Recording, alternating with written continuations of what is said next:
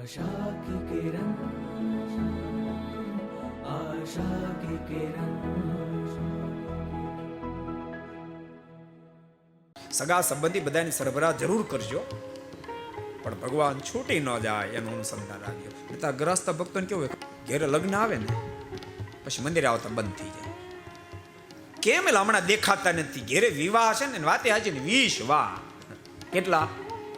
એક પવન જોરદાર ફૂંકાય તો ઠેકાણું ન રહેવા દે, 20 ફૂંકાય પછી રે મેળ. તમને પૂછું, પણ ખરો ભગત કોને કહેવાય ખબર છે? 20 ચું કદાચ 200 વાહ વાય ને તેમ છતાંય ભક્તિમાં મચક ન આપે એનું નામ ખરો ભગત કહેવાય.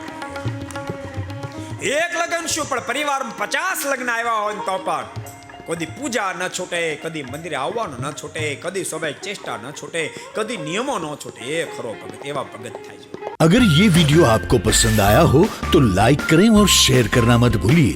सब्सक्राइब करें सरदार कथा चैनल को और बेल आइकॉन पर क्लिक करना मत भूलिए लेटेस्ट वीडियो सबसे पहले पाने के लिए.